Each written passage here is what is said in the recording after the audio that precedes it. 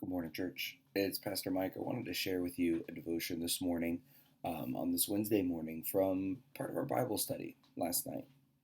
As a church, we were looking at 1 Kings 19, looking at the story of Elijah. He experiences so many great moments of God's power and God's might in his life and in his ministry. He's fed by ravens. He calls droughts onto the land in judgment of the king. He speaks truth powerfully, and even at Mount Carmel, calls down a pillar of fire to light a burnt offering to show the people that God is Yahweh. His very name, Elijah, God is Yahweh, is what it means. He is incredibly successful in these things that he does. He sees God work. And yet, when Jezebel, the wife of Ahab, hears what he's done, that he's defeated the prophets of Baal, that he's done these things, she sends a death threat to him that says, "By this time tomorrow, you're a dead man." And Elijah is afraid and he runs. He runs away from town, he runs to another city, and then he goes out into the desert, even beyond that. And he prays to God and he says, "God, I wish I were dead.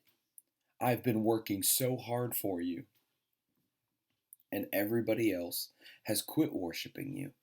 They erect idols and altars. They do everything that I tell them they shouldn't. It'd be better if I was just gone." And we might wonder, how can he be so afraid, so disappointed and despondent after he's seen such amazing victories? But the truth is, we all get like that.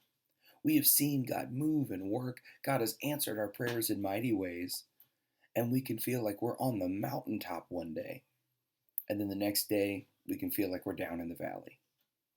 Like we've forgotten, maybe not in our minds, but in our hearts, we've emotionally forgotten what it means to be rescued and saved by God. But God speaks to Elijah, even in his depression and disappointment.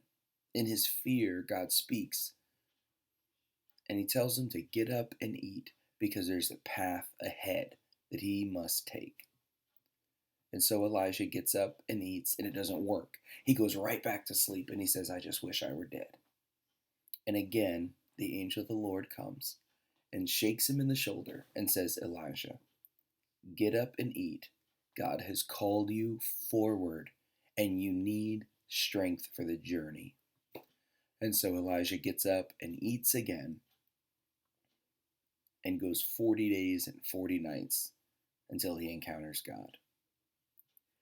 God will speak to us in those mountaintop moments. In the fire down from heaven, God will speak to us with power. But God will also speak to us in the stillness of our own weakness.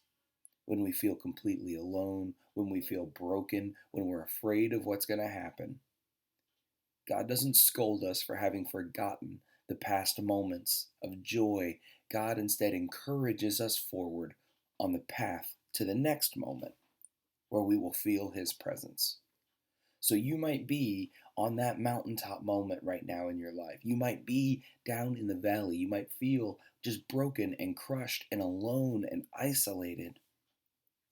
But know that God has called you forward, no matter where you are. And for the path ahead, he will give you strength. You don't have to do it on your own.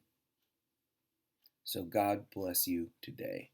Know that you are held in his arms, cared for, and that every need is known and supplied for by a holy and righteous God.